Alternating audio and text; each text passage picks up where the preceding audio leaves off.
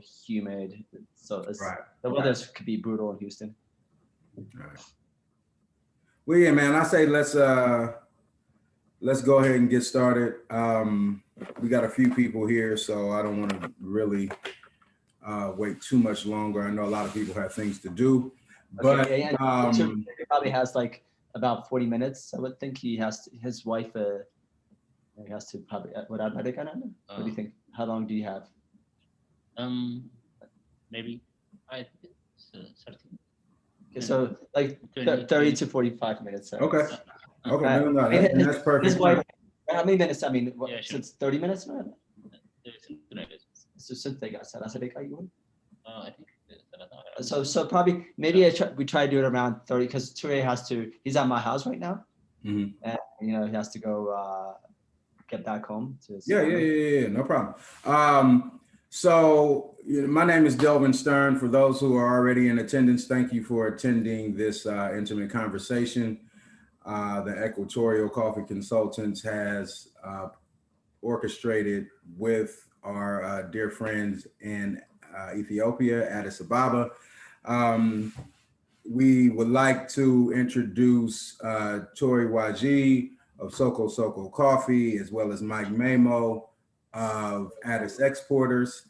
And yes, definitely. And we, the reason for the call is for our buyers and our followers and potential clients to get a better idea of the coffee that we're sourcing from Ethiopia, the process it takes to get the coffee from these various coffee regions, as well as how we can make it more accessible for people here in the States. So without further ado, we would like to introduce, and gentlemen, if you could go ahead one by one and introduce yourselves, and also just give the participants a little bit of background about yourselves and what it is that you do.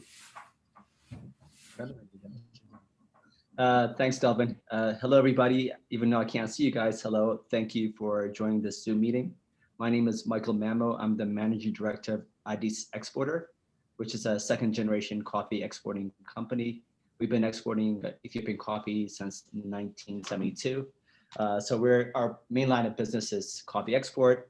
The majority of coffees that we purchase is through the Ethiopian Commodity Exchange. We also purchase coffees from we also process coffees from our own washing stations in Guji and Gera. We also work as a service provider for smallholder farmers, helping them in marketing, milling, quality control, logistics, everything from A to Z, basically with smallholder farmers.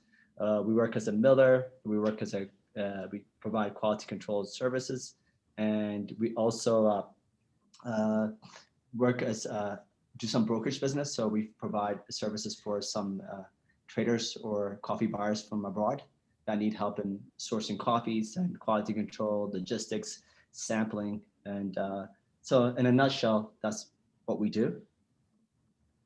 Ture. Yeah. Thank you, Darwin, for having us here. Yeah. This is I'm Ture Waji from Soko Coffee. We are operating in Guji. Basically mean that we are operating in Guji. I've been in coffee business for a decade, and I used to work for another company as exports manager and agronomy. Actually, my background is agronomy, so I do have good experience on processing, farm management, and crop protection. And I used to work for another company, and currently I established my own company with two of my partners, which is Soko Coffee. Like we say, our company name is Dambi Uddo, and Soko Coffee is a brand name for our coffee.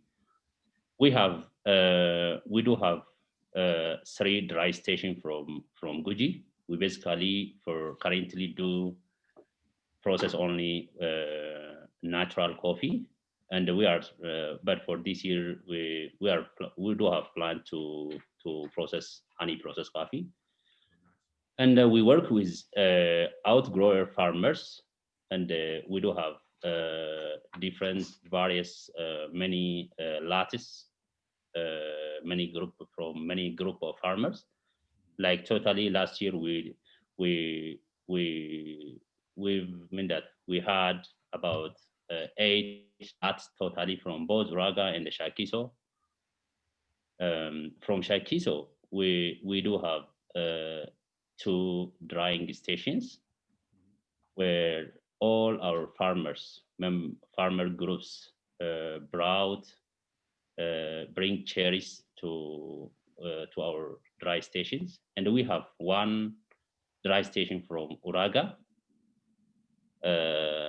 and our coffees, all coffees are coffees from Shakisos are organic certified, and we are certifying also RFA for Shakiso coffee. But regarding Uraga coffee, the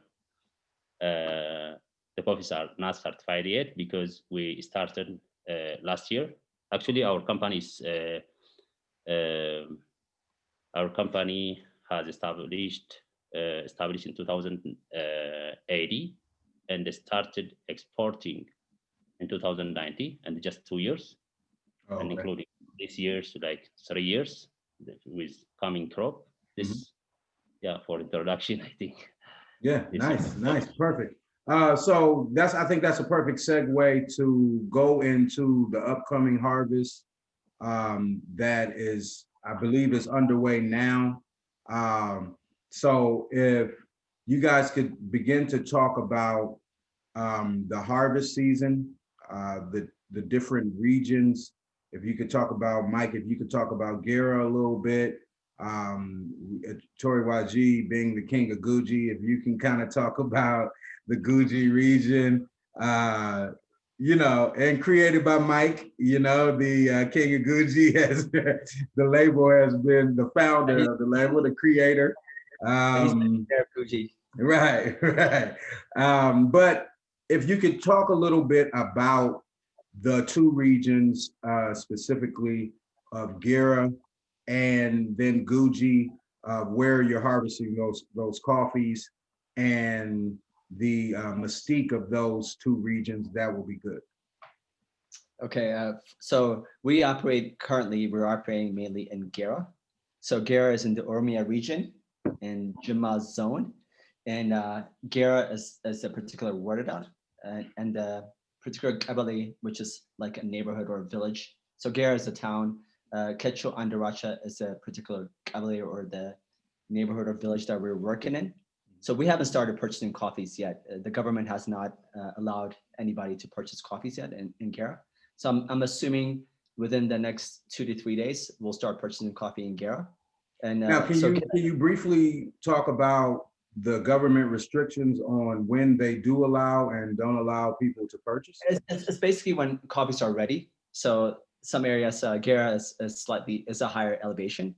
So a lot of people are aware of Agaro and Gera, and some of the famous cooperative that are in that area, like in Agaro, would be like cooperatives like Duramina, Hunda Oli, and Gera. A lot of people are familiar with Nano Chala. So Gera, the altitude would be around, from 1900 to like 2100. Okay. We've started operating a washing station there called Talida Washing Station. So we do wash coffees, we do honey processed coffee, we do natural coffee, and this year we want to try to do some anaerobic processed coffees. Okay, perfect.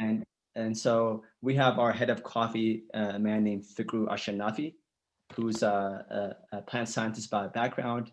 Also, he was a quality control for the Coffee Liquor Unit, which is a government-based agency, and also for ECX. He has years of experience in coffee, so he's our key person to making sure that our coffee stations run well. So he's been down for the past 3 weeks there, making sure everything is ready. So this year we've doubled our African beds, or our beds that we have. So we're planning to do a bigger volume, and the way we purchase coffees and source coffees is slightly different than Ture and Guji.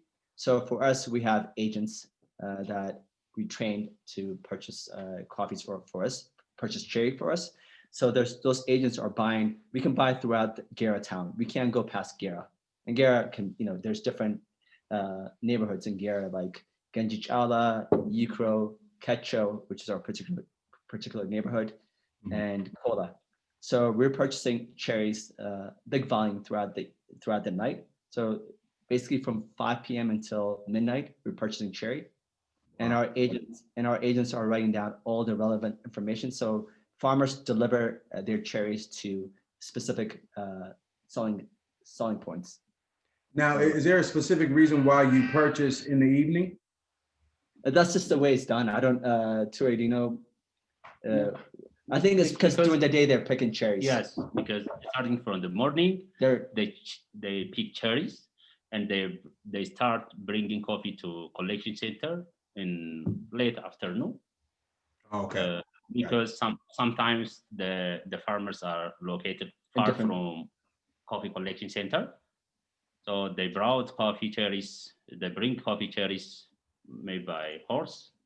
Yeah, exactly. The majority is like by horse, because the smallholder farmer is going to have small volume of cherry.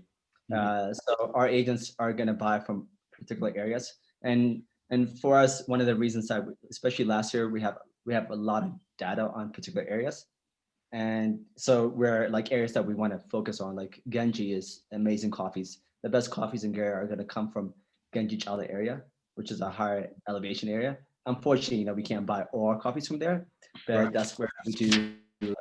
Genji Chala, Kola are areas that we buy a lot of coffees.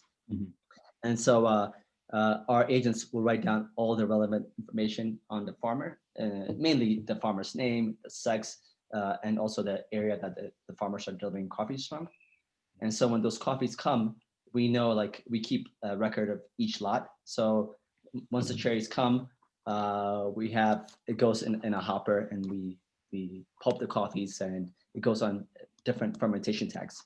So inside of that fermentation tank, we know that inside of this fermentation tanks, there could be 20 farmers or there can be 100 farmers.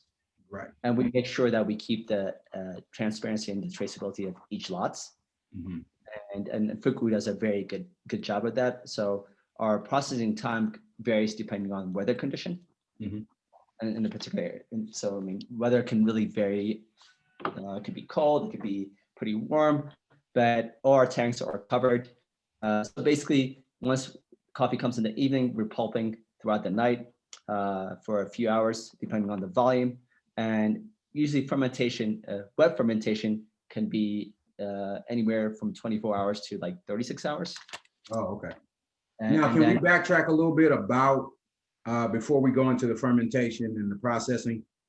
When the farmers bring, and correct me if I'm wrong, but as the farmers bring the coffee by horse, right, to the washing stations, and can we talk a little bit about the cherry selection from your end? So as a buyer of those cherries, what do you look for in terms of ensuring that you get quality cherries and quality coffee? So what do you require of the farmer, or what do you deem good cherries or bad cherries, or how do you determine that? And what are a couple key points that you take with you? So for our side is, I mean, it's obviously cherry selection. We're trying to get the best possible fully ripe cherry, but the reality is different. If you're looking for 100% fully ripe coffee, you're not going to do any volume at all. And the reality is when buyers come and the cherries that are shown, and the reality of cherries sometimes vary a lot. We do a lot of work to try to ensure cherry quality. I've seen a lot of different washing station and co-ops that have maybe like 30%, 40% unripe beans, and the coffees are still cupping amazingly. So comparably, we're getting a better cherry selection because we just don't accept the cherries. But our key is we're training our agents that are buying in particular different areas of Gera to check and see that the majority of coffees are fully ripe cherries. And from our washing station, which is in Kecho, where farmers directly deliver their cherries to us, where before every bag is checked to see the quality of the cherries, and if there's a lot of unripe beans, we have them manually. They pick out the unripe beans. We also have tables set up so that we also help them removing those unripe beans. And so they take it back, and we're taking the better quality cherries. Nice, nice. You can elaborate on that a little bit more from. Yeah, and also, Ture, if you could kind of just talk about the Guji region as well. So as you first talk about the Guji region where you are, and then about what your process is, because I know we spoke earlier before the conversation began about how your process is just a little bit different, right? So if you can kind of discuss that and talk about that, that'd be great. Okay, thank you. Actually, Guji region is relatively new coffee growing region compared to Irga Chafe, Jimma, and Sidamo, and Harar. So this area is maybe unique. The coffee is unique due to very fertile soil, and young and improved variety, and indigenous coffee shade trees, and high elevation. And due to these reasons, these coffee areas are really unique coffees, especially Shakiso, Uraga, Hambella, and Haro level. These areas are very new. Even the coffee ages, the coffee trees are like ages, maybe in average, maybe 8-7 years.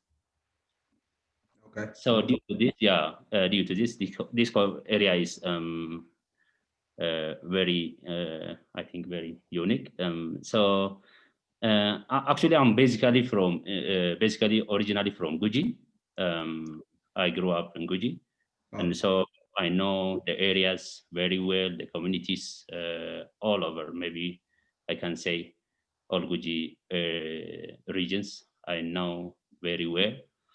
And so what we do is we organize farmers. We organize farmers and delivery training to pick, mean that not only on harvesting, but on all farm management activities, even off season. We train farmers how to, starting from seed preparation to harvesting, until the coffee, until they bring the cherries to our drying stations. We give training to farmers.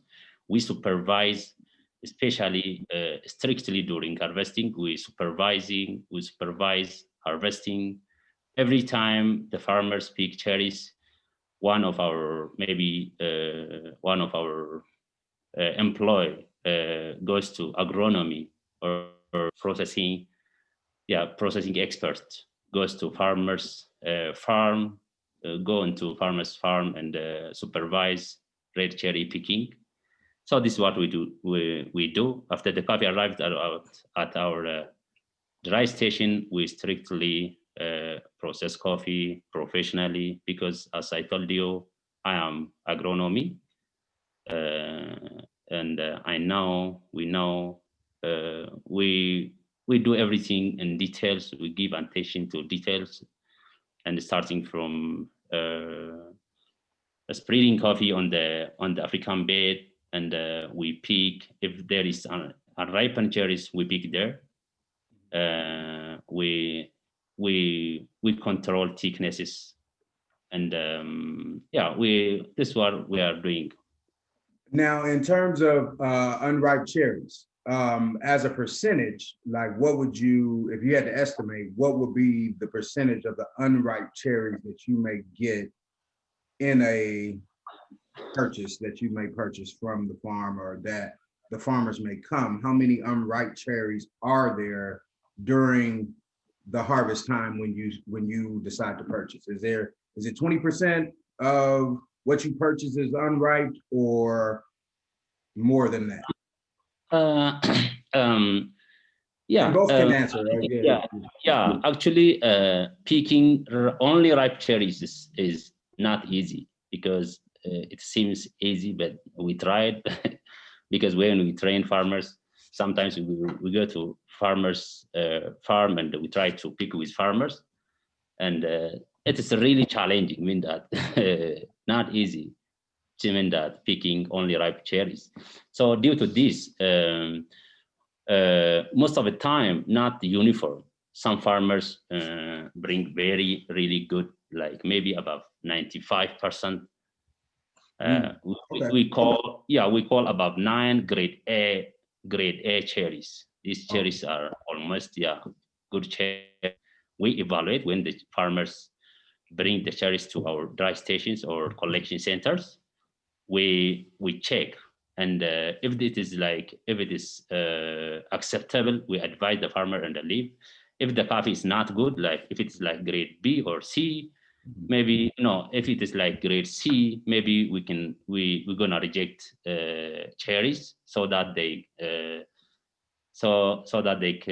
they process by themselves. So this is what we do.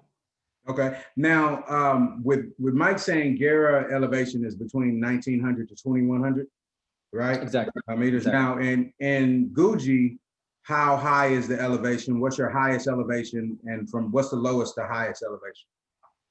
Starting from 1,800, 1,700 to even 2,400. Oh, nice. Nice. With 2,400, you're not going to be able to really get coffee.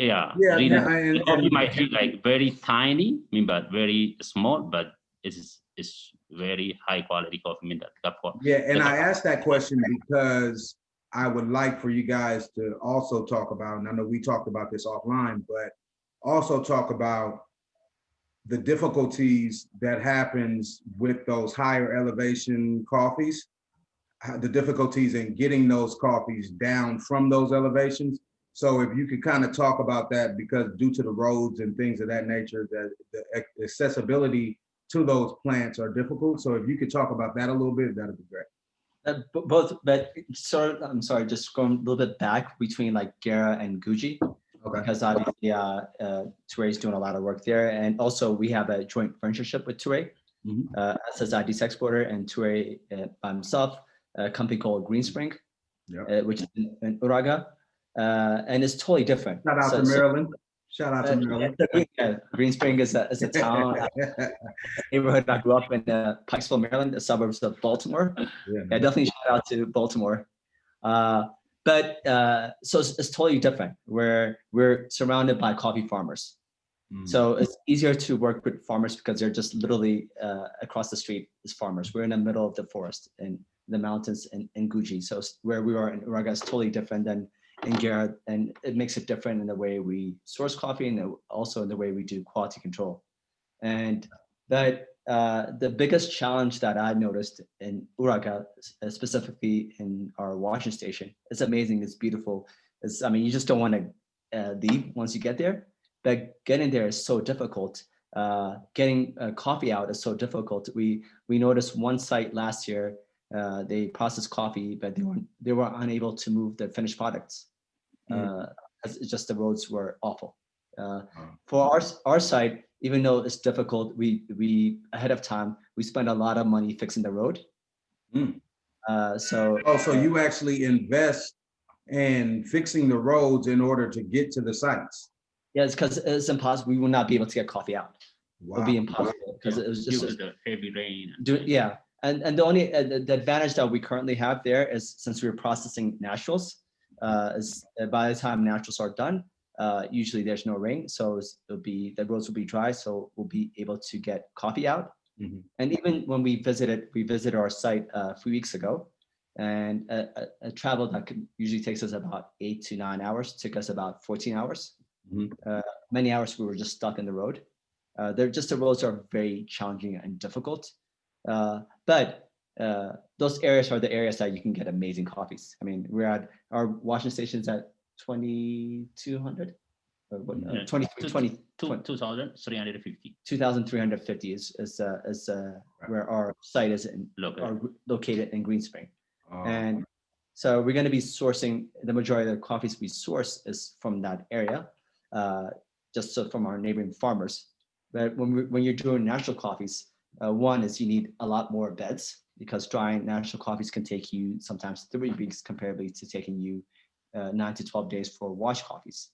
And the amount of work that you have to do for naturals is really more difficult, because easily if you don't do follow-up work, the coffee will be fermented and the quality will be just go down the drain. Right. And so I know, Mike, you said that you will have some wash coffees available. Ture, you told me you strictly solely deal with natural coffees. Can you talk a little bit about why you decided to do strictly natural, and the reasons for that?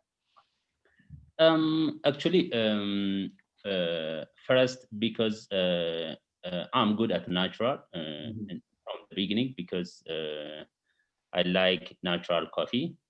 Actually, because of many buyers and many my clients are asking me to process also washed coffees.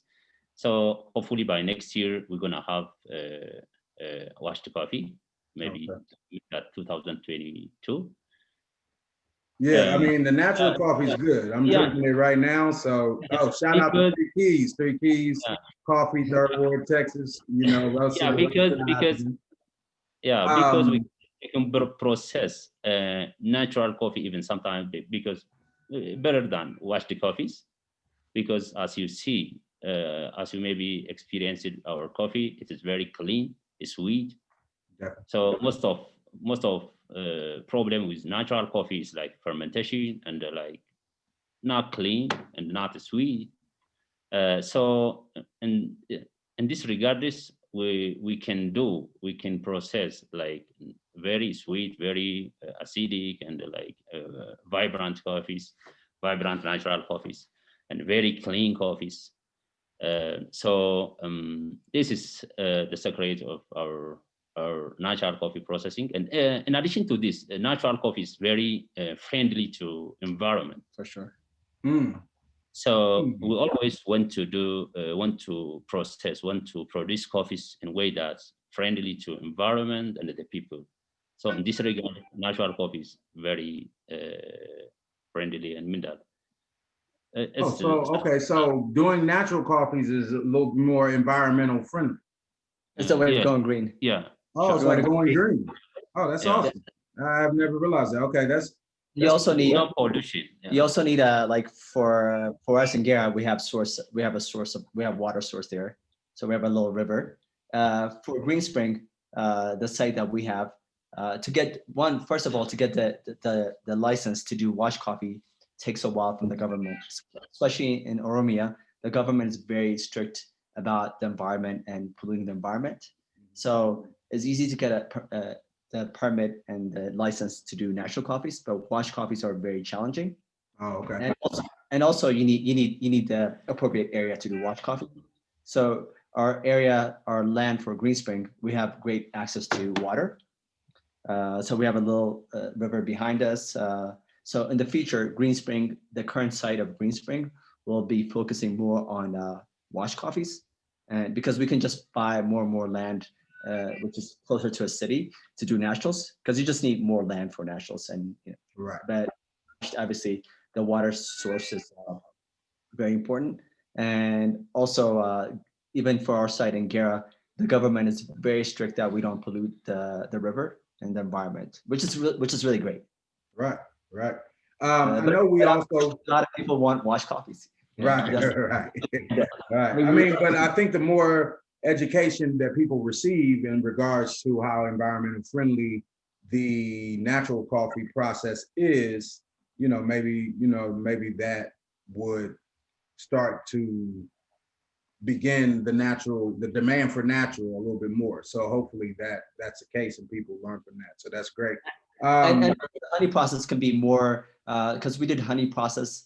Our honey process in Gera tasted more like a wash coffee, because the dry fermentation we limited the hours. So if you're doing slightly longer fermentation, like if you're doing between 4 and 8 hours for dry fermentation, if you do it slightly less, it's going to be very clean, and it's going to be hard to see that this coffee is a washed coffee or a honey processed coffee. And we're going to be using obviously less water for that process as well. All right, perfect. Now, just a quick thing, let me interject.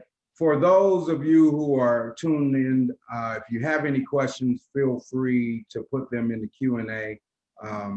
And at the end of like maybe I'll allot maybe 10 or 15 minutes for the gentleman to answer any questions that we have. So if you have any questions, feel free to put them in the Q&A section. And at the end, we have a question going on. So we will definitely get to those questions, hopefully towards the end of the discussion. I also wanted to talk about, I know we talked about that you produced a few women-produced coffees the previous harvest. So can you talk a little bit about how that process works of you producing women-produced coffees, and how do you separate those from the other farmers, and what you hope to happen for this year, the upcoming harvest? So for us, from the beginning, gender equality is a big key for us. And the reality is women just do a better job. One, we wanted to have female coffees because we believe in equality and for everybody. But another is even as a business model, the reality is women do a much better job. But initially we had one is asking people in that area. We want female farmer produced coffees.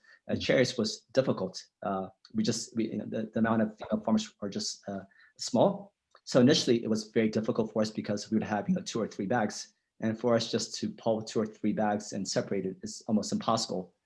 So the first farmer that I met when I was in Gera, and her farm is basically like maybe a kilometer from our washing station. It's a farmer named Sauda. She's a pretty badass farmer. She has she's just like really on it. She has, I believe, a little bit over a hectare of a coffee farm.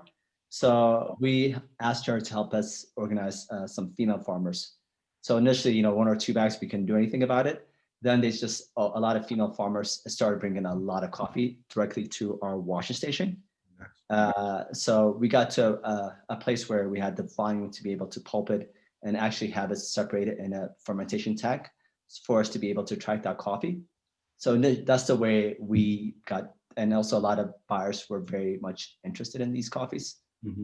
And so this year we're gonna have her also be one of our agents. I think we'll probably be the first site to have a female agent. Oh, and the more women that we have in our site, the better our quality is going to be, the reality of it. And women don't get enough credit in coffee. And I would think probably like 90% of the work is done by women. Right. And they should be getting 90% of the credit, unfortunately. Right. Most definitely. Yeah, that's exciting. I believe Ture is also working with women farmers. We are also working with single farmer women coffees. Actually, we have single farmer project. You can have still single farmer coffee, single variety, single farmer coffees. Because we are doing this project in Europe and with our Europe and US clients, because like actually processing single farmer coffee is not easy, because very much difficult. Starting from harvesting, we have to keep everything separated. We have to keep keep separate when we bring the cherries to our dry stations. We have to separate the steel in our dry station, and we have to process that coffee hull at our dry station separately. We have to move to Addis or to Addis milling, Addis exporter milling. Actually, basically we use Addis exporter milling, and we use their control. They do for us both quality control on both milling. Okay. Yeah. So when we transport to Addis, we separate those lots separately. We have to move those coffees to Djibouti, to port separately. These are a lot of work. And so we have a single farmer project. We did last year like 3 farmers lots. Maybe one farmers can produce up to even 50 bags, even more sometimes. Because in Guji, one farmer can have a large farm, maybe like for Okay, in average maybe like 3 or sometimes 2 to 3 hectares. Maybe sometimes like one farmer can have 50 hectares, 45 hectares, which is maybe half containers. Oh, okay. Yeah, sure. So we have also single farmer woman project. So yeah, still you can have. Now, if a buyer here in the States is interested, a lot of buyers are asked about, or they're interested in having exclusivity in terms of their coffee, not necessarily being the only coffee roaster or coffee shop or whatever to have your coffees here in the States, but they do like exclusivity because once, and I think Mike and I talked about this before, once everybody has the same coffee. So you kind of want to differentiate yourself and your business. So if someone is interested in purchasing a specific lot, what process would they have to go through from our end? You know, what would you need to know, and at what time during the harvest would you need to know that a person would want a specific lot to be able to have that exclusive coffee that, say, no one else has? Yeah, we can do that. Actually, it depends. Sometimes one lot can be like half container, even maybe more than maybe half containers. If he's like willing or interested to buy all lots, we can do that. And regarding single farmers project, actually we're not promoting that many single farmers projects, because as I told you, it is really difficult to produce many single farmers coffee. But maybe you can do maybe five single farmers, 5, 6, or something like this. It could be maybe starting from 15 to 15 to 50 bucks. We can process. If you can buy all lattice, we can give exclusively, mean that sustainably, mean that, yeah, all around the year he can buy those lattice. What is good for this lot is like, actually we have different several lattice. Like as I told you last year, like eight lattice totally. We did 8 lattice last year. All these lattice, its own history, like altitude, variety, specific location, soil type, and agroecology, temperature, and rainfall, and the number of farmers contributed for a specific lot, and type of shade trees. So it has full of history, and I mean that sometimes even coordinates. We can provide even sometimes coordinates. Right. Yeah. So I think my answer would be slightly different because again, areas that we focus on. Okay. Because we did I believe about 8 lots. And also, you have to be practical on the lots. Is it easy to move the copies? Because once we process the lots, and also the time that it takes, and making sure that the moisture of those copies are appropriate. So we're trying to get for our copies around between like 10.5 to 11% moisture before. Then after we have that, then we put it in the warehouse in our washing station. And all our lots is separated because we're putting it directly in EcoTac liners. So it helps keep the coffees intact. Also, moving the coffees, the warehouse conditions in the interior is not going to be obviously as good as our warehouse here. The climate there and the different weathers that you have to go through. But everybody wants exclusivity, but the problem is when you're having bigger lots, and for the most part, we're selling coffees to traders that are wind up selling to different roasters. So, the information that we know in terms of the transparency is that we sold it to Mr. X or Mrs. Y, and Mr. X and Mrs. Y might sell our coffee to, a roaster who's in Houston, and then another roaster which is in Texas. So we really have no idea after the coffee leaves from us. On some lots, we have idea because we are selling it directly to a roaster. So ahead of time, if we have information, and then we can say, know the demands of that particular roaster, then we can be able to provide specific lot separation for that person, have exclusivity for a particular lot, and then we can have the farmer list. But without that, if you're producing, to run a business, we're gonna have to produce a lot of coffee. Right. But for the farmer groups that we have, which is different, it's totally a different business model than for Addis Exporter or the joint purchaser for Green Spring or even Dambi Uddo. As a service provider, we have a group called Takuma, the Takuma group. And so about 2 or 3 years ago, with the new regulation, it provided smallholder farmers to be able to export directly. So this is their coffee. Even us as a washing station or dry station, we're buying cherry from farmer. So it's not really my coffee. So we're doing, we're processing the coffee, trying to get it to a requirement that's suitable for buyers. And we're trying to get the best, obviously, quality of coffee. Right. But with this project, farmers are allowed to export their own coffee. That they're not, when you say smallholder farmer, it's relevant. So it's a few hectares. I believe it's 3 hectares of land. So for so some of the smallholder farm we're working with can have between like 30 containers. 35 bags. Okay. To maybe like 3 containers. Okay.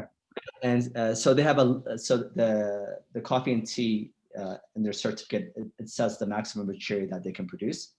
So for them, we're providing service. So they're the exporters, not us.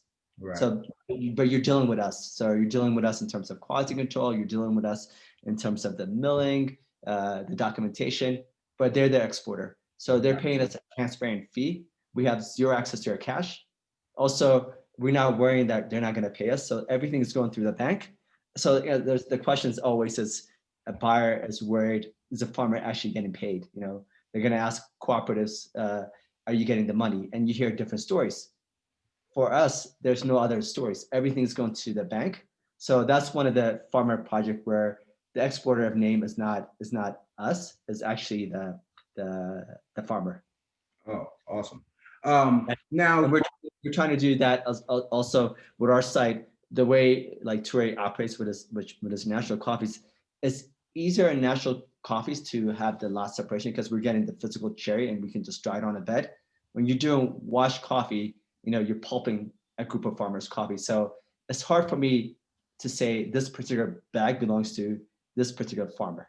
That's impossible for us to say that unless that farmer brings you a big volume. Right. But when we're pulping coffee at night, 1 bag or 2 bags is really becomes nothing, Right.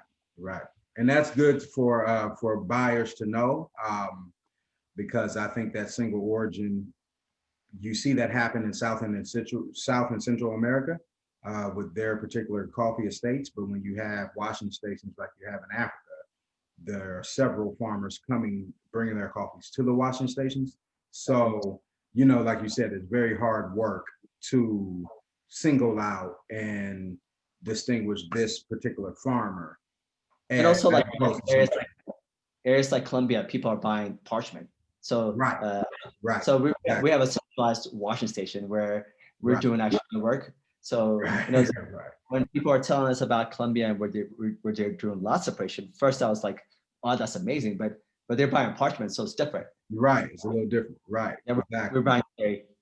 Now, could you talk a little bit about, before we get to the Q&A, can you talk a little bit about the social impact projects that you two are involved in terms of the local schools that you work with and providing better education and for the Ethiopian youth?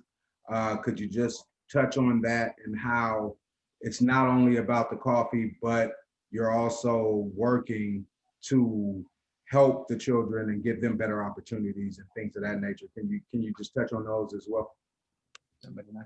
I'll let Ture start, then I can. Okay. We have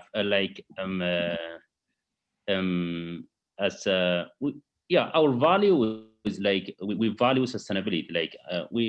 Our philosophy is high quality and traceability and sustainability.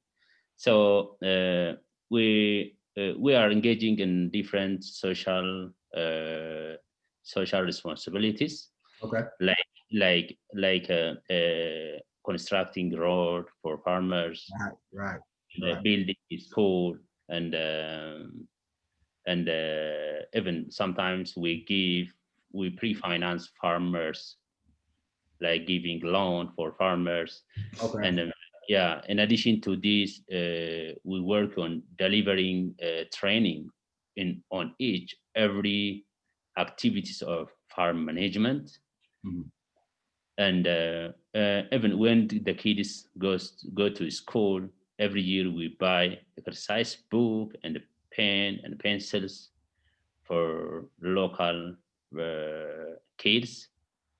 So this is what we are doing in local communities, and we do have plan to distribute indigenous shade coffee trees to farmers, and even seedling for free. Maybe hopefully next year we're gonna distribute. Yeah. Now, a quick question about the roads. Being that it's so difficult to get to these sites, does the government have any restrictions as to what you can and cannot do in terms of constructing the roads or improving the roads? I know here in America, like we can't just go out and start creating our own roads, but so in Ethiopia, but do they have any restrictions in regards to, okay, no, you cannot improve upon this road to get from A to B? Or do they just let you go freely to improve the roads at your leisure? How does that work? I think Ture would be better to answer that, because our roads in Gera are they're like New York roads, and not too bad. Okay.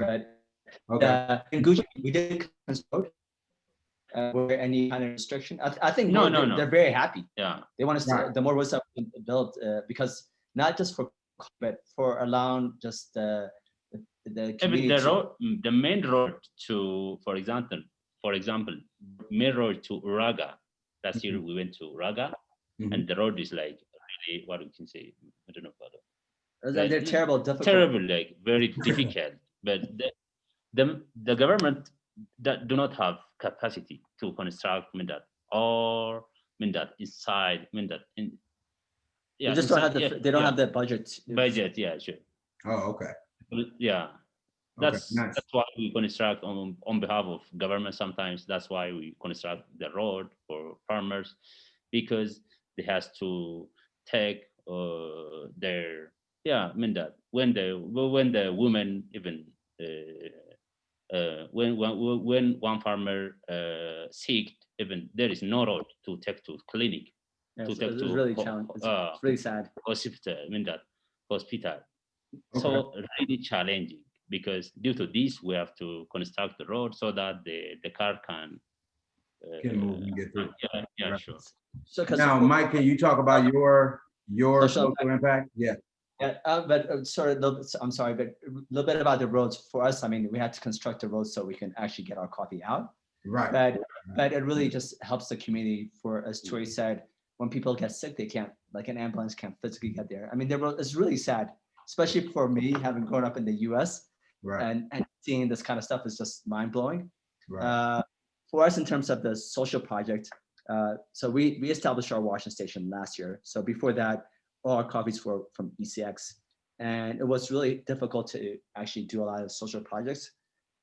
What we started doing a few years ago, maybe I don't know if it's like 6 years ago, with one of our good partners, Falcon Coffees, and one of my good friends who now works for Sukafina named Corey Bush. So we wanted to do something with ECX coffees. Can we add value to something that's meaningful? And for me, before coffee, I was a runner. My dream was to be an Olympic runner. And I wanted to do this. So there's this nonprofit organization called Girls Gotta Run. And the main thing is to empower young girls in Ethiopia to help reduce early childhood marriage, which is really sad. You see young girls being married off at the age of 10, and to give them opportunities. So to give them confidence. So I met this organization through my coach in the US. And their mission initially was to provide shoes for Ethiopian girls for runners. but then it changed mainly to in terms of helping provide education and helping change the mindset of the local community, even their mothers, because their mothers, they were married off at the age of 10. So it could be something normal to them, where for us, it's totally something which you can't put it's just something so different. So we branded this coffee called Rocco Mountain and from Yugurchefi. So a proceed of that coffee would go directly to Girls Gotta Run. And also our other clients such as like Sweet Maria's, Allegro Coffee, they started donating to this cause. And a few years ago, also like about 3 years ago, there was a school in Agaro, which 3 cooperatives called Dromina, they're cooperatives members of Katamuduga Union. So Dromina, Piftukudina, Hunda Oli, they built a school. They just built it with their own cash. No fair trade money. They didn't tell anybody about it. And I was just in Agaro and I was like, oh, this is a pretty nice school. They told me they built it. They built the school. And then the problem was, they needed chairs, they needed a bathroom, all this kind of stuff. Right. So we helped organize, we told a lot of our clients about it, and we helped raise roughly $30,000 for it. Big support from Sweet Maria again, from Osito Coffee, from a lot of different buyers. Kappa Coffee from Europe, they supported. So we raised a lot of money for them. And with Ture, for our new station in Uraga, just before we even started business, especially now due to COVID, they want to build more schools, and also limit the number of students in a classroom. So without, obviously we haven't started doing any business yet in Uraga for our station, but we already donated a lot of construction materials so they can build a school. And our goal is in the future to build our own school there and to also build health clinics. And also for us just to participate in those schools, like Ture can teach them about coffee, just can teach them English, can teach them math, do those things that even like what we want to try to do is just having buyers when they visit you, they can teach it. And having they can like buyers can come and teach, and sort of like what we spoke about as having African Americans, because we need more African Americans obviously involved in coffee. And they can maybe volunteer, be there, work with the local community, help build different things, help construct a school, help teach English, and also help be an ambassador to the reality of it, not just having this cool photo shoot. And the reality is always different, especially in our community. Everywhere in the community, in Baltimore City is different than the reality. So we want to, in the future, God willing, to do that. And another thing we did early this season was distribute a lot of masks. Obviously, with COVID, we distribute a lot of masks to the local Kabale and Ketcho in our washing station. And also, mainly first, it was to the people living there. They can deliver us coffee or they don't deliver coffee. It doesn't really matter that they have masks to protect themselves. We gave some thermometers, infrared thermometers to the local community as well. And we want to do more things. And the reality is, if they have awareness, it's just, even when I run, like I always run like 10K in the morning from our washing station. First, they thought I was sort of like mentally sick, just because people are not aware, seeing people run. But soon after like a week, I started having the local community follow me. I started having kids. So next time you do it, take some video, man. I think that'll be tight. We'll do it. And our goal, both obviously Ture is a good friend of mine. He's like a brother. And the reason that we decided to work together is mainly we want to use coffee to make an impact. Just give people choices. Being a farmer is tough. So if people in our local community want to be doctors, if they want to be, the next president of Ethiopia, if they want to be, scientists, so they can have options of doing. The more options that we can give, then we've done the right thing. If we can make an impact on one person's life, then we're doing something good. Right. And that's I think that's definitely a global issue for people of color. I'm actually participating in a talk next week about HBCUs that we're trying to get more Black students, college students involved in the coffee industry. So just to provide them with better opportunities as well, and things that they could get involved in. So I think that's awesome. I know Ture has a little bit of time, so I do want to get into these Q&A. We do have a couple questions, so if we can answer those real quick, that'll be great. The first question is like, hello, thank you all for putting this together. It's been very insightful. I have a question about the unripe cherry ratio in the delivery. Does the average percentage of unripe cherries change throughout the harvest season, or is it independent of the peak harvest season? So yeah, does the unripe cherries change throughout the harvest season? It does. Yes. Yeah, it does. right. Especially the earlier the harvest, you're gonna have more unripe beans, more immature beans. Okay. The peak of the harvest, you're gonna have more ripened beans. Yeah, so the initial part is the quality is less. The peak part, the quality is better. Then at the end, the quality is less again. Right. And also sometimes it depends on altitude, because in lower altitude, the coffee, most of the time, the coffee ripe at the same time. And due to the very maybe good, good temperature, the coffee ripe at the same time. And in higher altitude, it's sometimes difficult for the coffee not mature on time. So due to this, and lower altitude, there is you can get good fully ripe cherry, and higher altitude sometimes difficult So the picking is very important. On a sure. on a tree, you'll see a fully ripe cherry. Mm-hmm. Then you see a green cherry. Then you also see different varieties. So you can have a fully ripe, like a different variety, which is like yellow, but which is Right. ready. Yeah. So at that time, Ture is correct. At that time, people are just like stripping the coffee. So you're gonna have the fully ripe cherry as well as a mature coffee. But generally speaking, the middle of the harvest, you're gonna have better quality coffee, better quality cherry. Awesome. The second question, I think, alludes to what we're doing in terms of the strategic access. But they say, when do you typically begin shipping your coffees to the U.S. and Europe? In which months?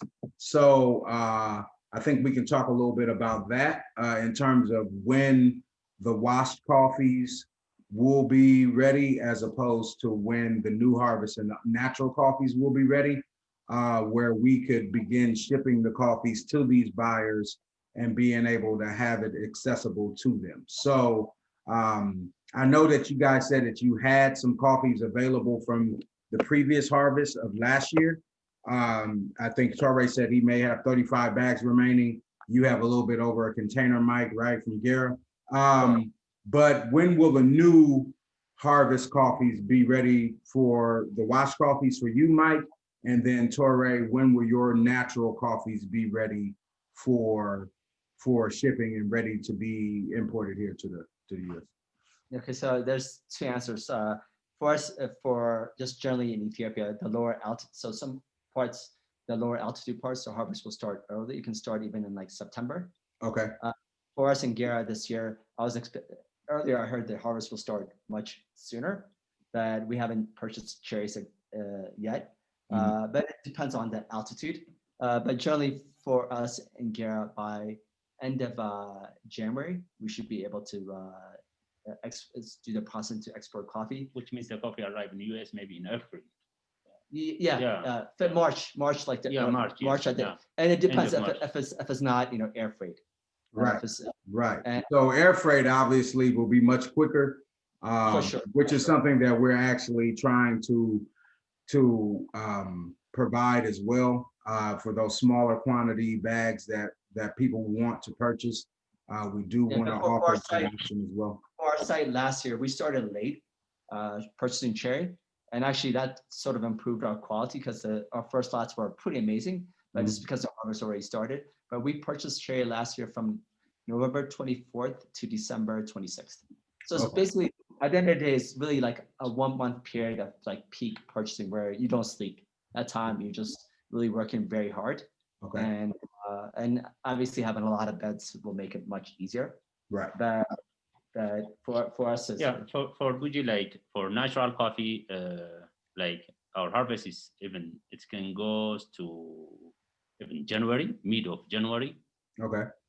So maybe maybe the coffee we will start shipping maybe in March. March, end of February to March, Okay. which coffee arrive maybe in US after maybe like March, April, end of April, like something like this. Yes, perfect. And I know for us, for those listening, we want to provide and bring over a selected amount, maybe 50 to 75 bags initially. We also already had maybe 10 bags of pre-orders since we put this announcement out. So people are already very excited about the coffees that are upcoming. So if you have any interest, please feel free to email us or hit us up on Instagram, and we can definitely help you out there. But that's definitely good to know. And we'll definitely have more talks throughout the harvest season with Mike and Ture. So that'll be awesome. And they'll continue to give us updates on that. The third question is, can they talk about price transparency and ensuring that the farmer receives fair pay for their coffees? So how do you do the price transparency to ensure that the farmers receive their fair pay of coffees, and how do you go about doing that? For us, I mean, we're very transparent. We have every single cherry that we bought from we're paying the agents who are collecting the coffees from the farmers. The biggest drawback, at least from our end, from our side, there's no incentive to pay farmers a different price for a different quality of coffees. We're buying for the market price, so we're not buying from one farmer. So I don't, honestly speaking, I don't know that we're buying whatever the market price is for cherry. So the way we can make an impact is not on that single individual farmer, because he or she maybe has 1 or 2 bags, is using resources or using part of our sales to build for that community. Right. When it comes to the single farmers that we're working with, we're providing service, everything is transparent. But we can share via yourself exactly what the prices we bought cherries at, what our costs are, because obviously we want to be a sustainable business and make a profit to keep doing the things that we're doing. Right. But for one farm, because we're probably buying coffees from several hundred farmers. Right. And for us, as Mike said, because we have every record of daily coffee purchase and the amount, the price, the name of farmers. So we have every record daily. And in addition to that, we pay farmers second payment end of the year, end of the crop year, meaning that for this season, for example, we made second payment for farmers a month ago, like one birr per kg, depending on the quality, the brought and the amount the farmers brought to our dry stations. Those farmers bring good cherries. We pay like maybe 1 birr and like 25 cents. For those like less quality, something like that, we pay every year second payment for farmers. And that key is also having the site certified as organic, because you have an Agor scheme. Yes. When you have an Agor scheme, it's very simple because you know the group of farmers. But if you don't have an Agor scheme where you have a group of farmers that you have record of, it's hard to come back and pay a second payment or to give them an incentive when you're purchasing. So for us, even for our site, we definitely want to become certified organic.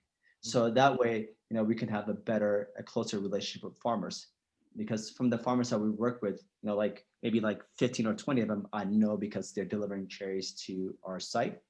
But the bigger our grower scheme is, if we're certified organic, then we have those options of actually making a bigger impact and having actually give an incentive to farmers. If their cherry is much better, they should get paid a better price.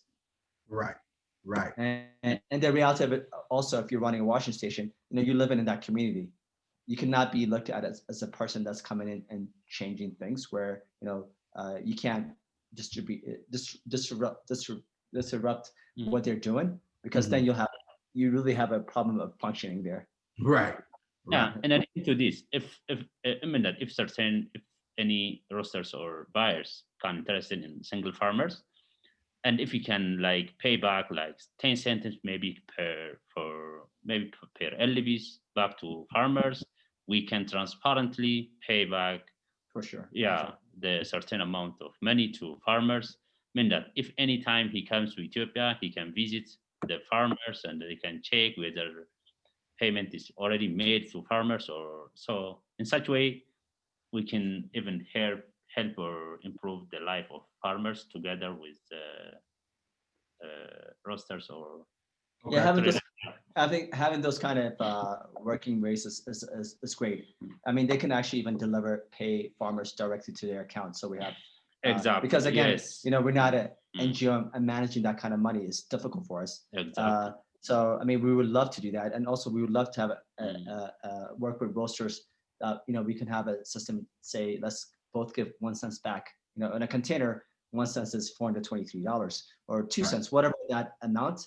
We can give back. They can give back, and maybe we're doing this so we're making a bigger impact by like maybe we build a school together, or we build clean water for the community together. But anything that we can do to make an impact on the community or to make an impact on individual farmers, we're very happy about that. Okay, perfect. Because at the end of the day, the actual king of our chain is the farmer. Without them, we have no job, or we want to make an impact on farmers, and we understand how important they are, and we also understand how challenging and difficult their lives are because we see it on a daily basis. Right. Now, another question is, how do you ensure top-notch blends at the washing station, considering the cherries come from multiple farms? For us, it really comes down to quality control. Even this year, we're setting up our lab there. So last year we didn't have a lab, but we'll have a lab in our washing station. So each lot, even if we're doing blends, and you have to do blends sometimes, that each lot is, we do cupping, we do the moisture, and we do also water activity. Okay. So like we also do cupping for Ture lots, and our cupper and our head of coffee is also a Q grader. So literally, I mean, we're cupping hundreds and hundreds of lots of coffees. Oh, nice. Okay. And also do a good job of storage. So like every coffee that comes, if it's in parchment or if it's just in green, is before we process the coffee, is always in Ecotech liners. And also sampling is key. So sometimes, like when Ture delivers this coffee and we're doing the quality control, we're taking samples from each bag because, maybe he's delivering us 100 bags or 200 bags or 300 bags at one time. So after we stack the coffees, we're not taking a sample. We're taking a sample from each bag, 3 different from the top, the middle, and the bottom. And we're putting all that samples in one clean bag. And that's the sample that we we'll cup and we'll give the analysis to Ture. And everything that we're doing is blind cupping, so we don't have a bias. Right. That's awesome. Okay. Perfect. And we're doing the same thing for our farmers too. Right. There was a good shout out from Ephraim from Boon Boona. He said it was good to see some familiar faces. Shout out to you guys. Hopefully, shout out to Ephraim too. He's doing an amazing job. He's one of the really good people. Yeah, he is. Yeah. One of the first guys I met a couple years ago. We met a couple years ago. He is a good guy. And we also want some merchandise. We want the. I know, yeah, dude's merch is off the chain, right? Another question is, do the agents who find farmers and coffees work only for your company specifically, or they are more like freelance agents for whoever is coming into that region? For us, our agents are specifically for our company. But that being said, if somebody brings us good cherry and they also have like, there's a couple agents that wanted to work with us that we just didn't want to work with. But if they actually will bring us amazing cherries, and if they can also ensure transparency who the farmers of that cherries are, we'll still buy that coffee. Okay. But 99.9% we're working with agents that work 100% with us because with you, so okay. Because we're flipping the cash. I mean, right. And during the peak, I mean, we can buy $10,000, $20,000 worth of cherries on a day, or Oh, even okay. more. Yeah, Right. yeah. For us, like most of the time, like as I told you previously, most of farmers bring the cherries direct to our dry stations, Mhm. and unless as a government that another option is we have a collection center between group of farmers, which is center for every farmers. So our agent will be there, mean that it is our employee.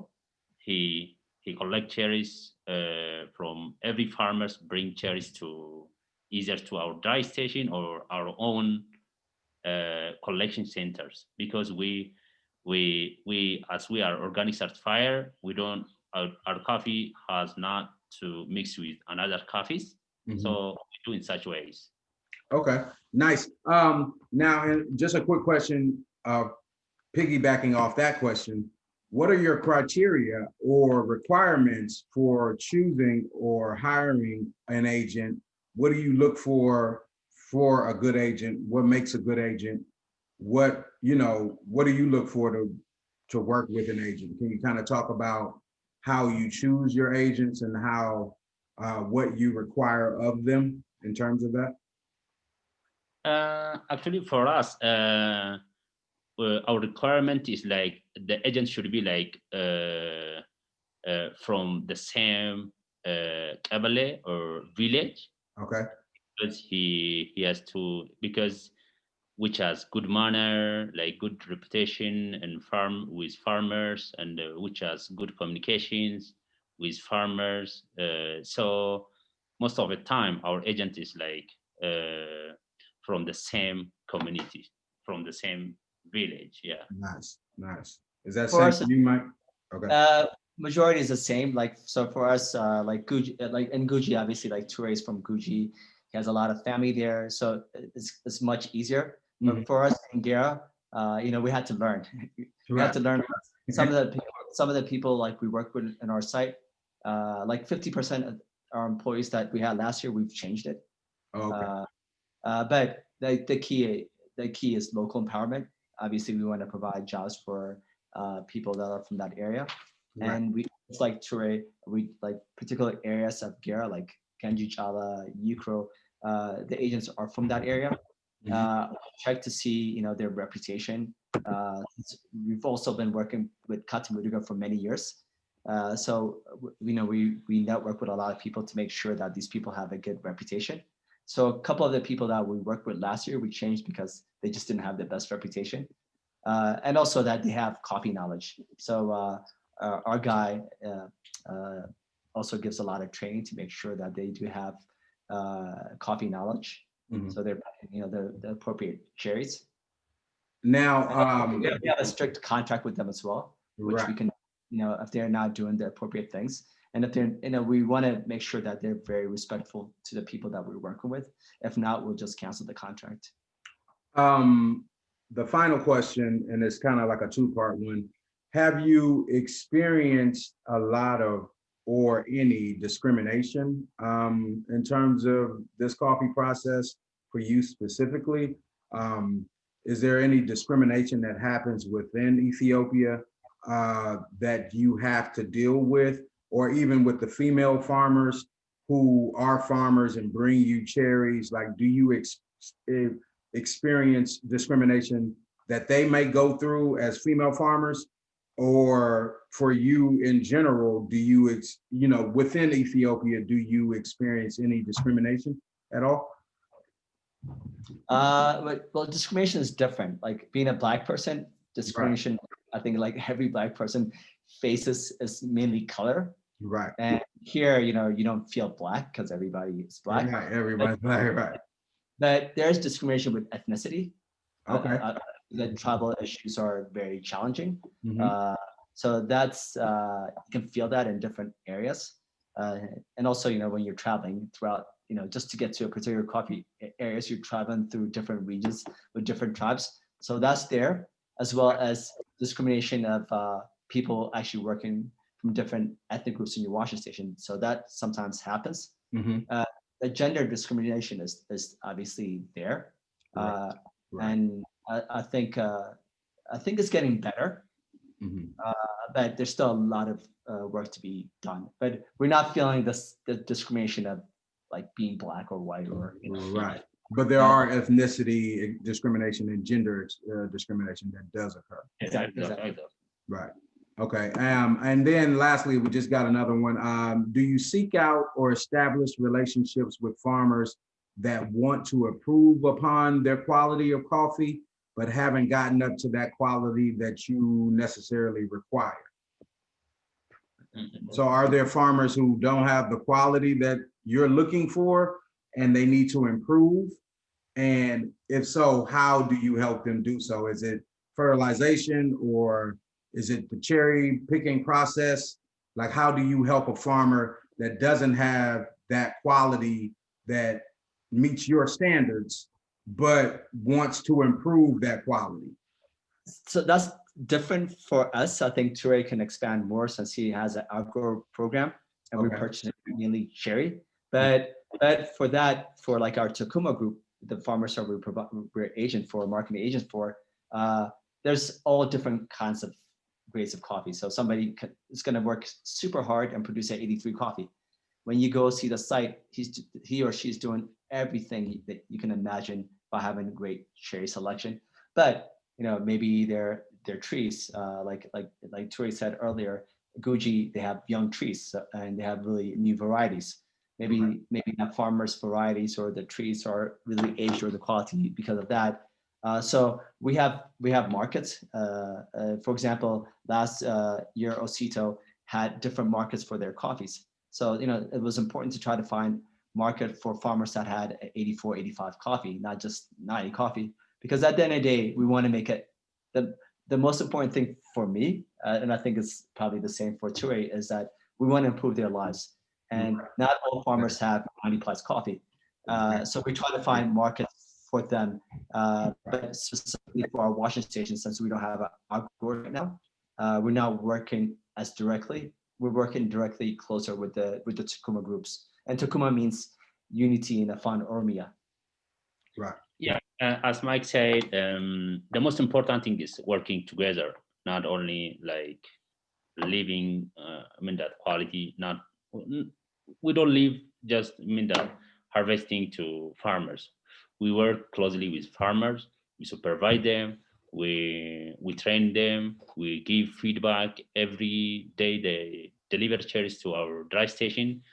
We give them feedbacks and we supervise. Even sometimes we go to their farm and we pick with farmers. In such a way, we improve farmers. For example, for the Nisa lots, for the Nisa farmers group,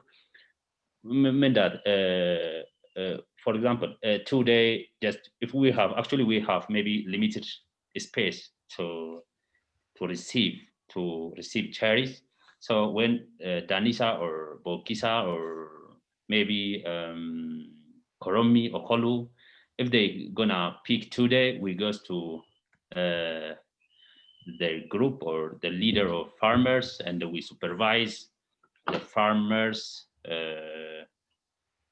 We work closely with farmers. We work together. Yeah, that's awesome.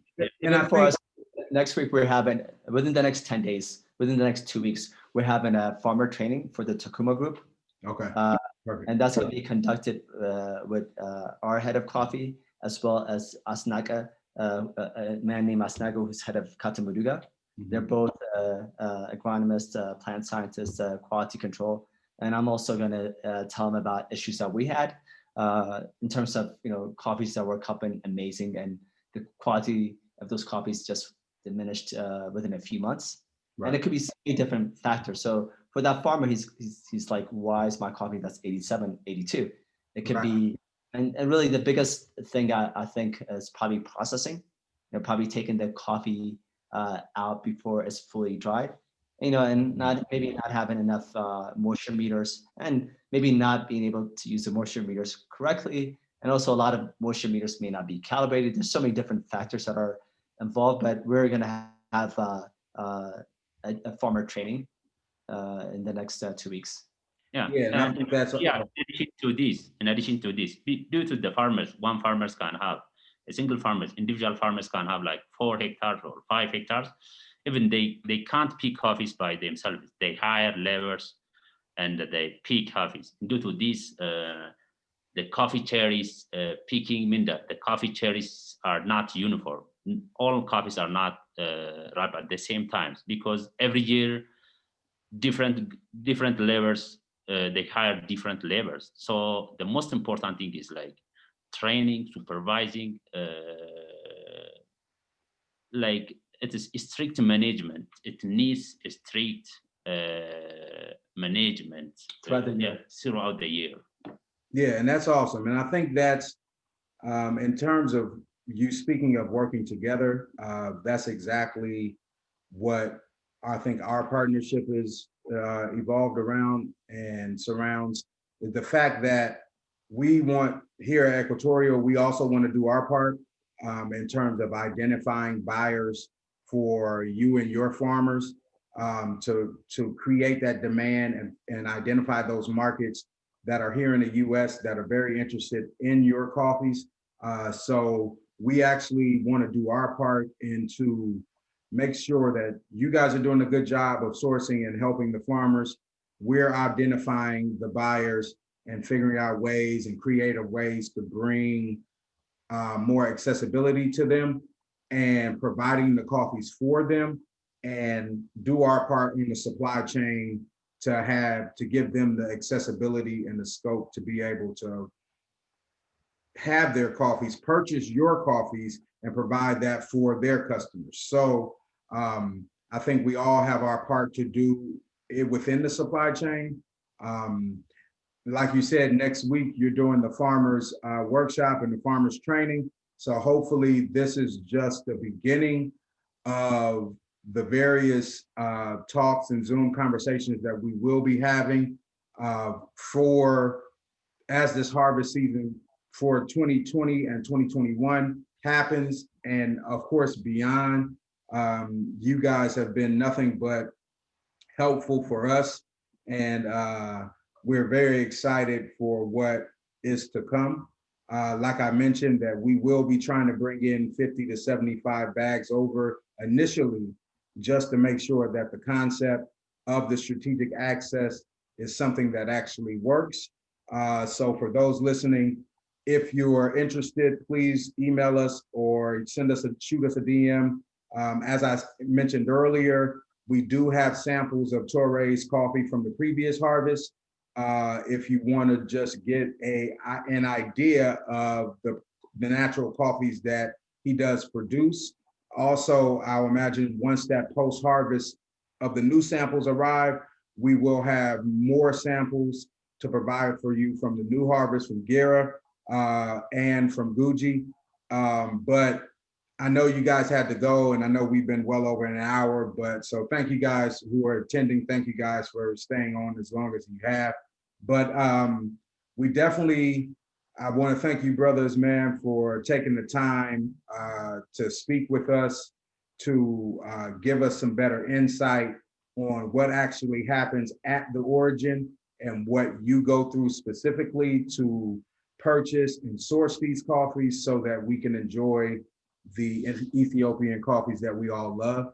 So I know, I think someone had one final question. Let me see. Do most farmers have raised beds for drying? If not, what's the average cost of implementing those raised beds? And in your opinion, do you find it worth investing in African beds? And I think, I'm assuming the African beds are for the natural process, correct? For both. For both? Okay, so yeah, so do you guys do you find it worth to invest on the natural raised beds, or what is your thoughts on that? And then after that, we can end there and let you guys go. I know we've expanded. We have all raised beds. I mean, you can do like inferior quality on the ground where earthy and the quality is going to be diminished. Right? All the coffees are on raised beds. They're expensive. For one bed, 7,000 in Ethiopian, which means but they're very expensive. But we've for last year we started with like 50 raised beds. Already right now we have well over 150 raised beds. We're gonna get to 200 raised beds for the season. So we're expanding our almost site. 200 So USD. for one bed is Almost 200. roughly $200. including. And then how many beds do you have total? We have 200, and we're gonna keep expanding. Oh, ours is like maybe 300 or something Oh, above. Because you need a lot more for now. Yeah, So 400 like, something like even above. Because natural coffee is going to take probably like 21 days or slightly more to dry. Where coffee is going to take, probably 9 to 12, 13 days to dry, depending on the weather. And also like yearly, a lot of these beds are reconstructed. So it's a lot of money. Yes. Now, one thing you did mention was you said 90% of the workers are female, correct?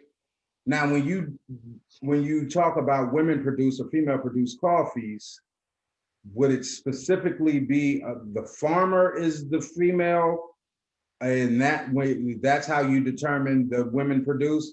Because since the farmer's a female. Yes. The farmer's a female. Yeah. As it'll be the farmer's coffee. Right. I mean, women wind up doing a lot of work on from picking to the processing at the washing station. They do the majority of the work. But the women's farmers' coffees it's going to be all their coffees. Perfect. All right, man. Well, thank you guys. I think this was awesome. We would like I said, once again, thank you. I think this is just the beginning of what we have planned. We're excited about this harvest, excited about the coffees that we will be bringing to our buyers here in the US. So continue to do the great work that you're doing. We'll continue to do our work on our part, on our side, by identifying those ethical buyers. But I know we talked about it, but in the coming weeks, you will be doing the farmers training. So it'll be awesome to kind of reconvene and talk about, once you guys are down on the site, if the internet connection allows us to be able to get some a conversation going down there to talk to the manager, or specifically if we can get some interviews from some farmers, I think that'll be awesome too. So thank you guys once again, man. If you have any final words, please, share. That'll be awesome. Okay, thank you. Thank you for arranging such amazing conference. Conference. Yeah, and what I want to say is, like, as our production is really very limited, so it would be great if you can have your demands until maybe December, early December, mid of December. So the pre-orders and the payments early December. Okay, good to know. Yes, so that we can plan ahead and everything. We can. So in generally, we want to know your demands until maybe December, so that we plan ahead and we can move coffees early, and that's. Yeah. So those interested, we are taking pre-orders, as you heard from Ture. They would like to have those payments in early to mid-December, so we will be taking pre-orders for that. So yeah, awesome. Mike? First of all, thank you for arranging this meeting, and thank you for all the participants. Yeah. I think the more people know about Ethiopian coffee and how it's sourced and ways that we can all collaborate to make people's lives better, I think that's the end game, to make changes to give our farmers and our local community better options is the key. Right. Thank you for what you stand for in terms of letting people know our stories, as well as equality, and also talking about topics that need to be talked about, gender equality, about obviously with traceability and everything that's going on with equality. Obviously, it's just not in the U.S. Obviously, here we all see everything that's going on with Black Lives Matter and everything that's going on in the U.S., but it's going on all over the world. So those things are very important to talk about. Thank you for being, the face of that as well. Yeah. And we look forward to working closer with you, and as well as working closer with a lot of these ethical buyers. Yeah. And we got some great things ahead, man. So thank you, brothers, once again. And we'll talk a little bit offline, but yeah, we appreciate what you do. And then until the next time, we'll talk to you again. So I appreciate it. Rest well, enjoy that holiday, and we'll talk soon. Cool. All right, Take peace. care. Okay, bye.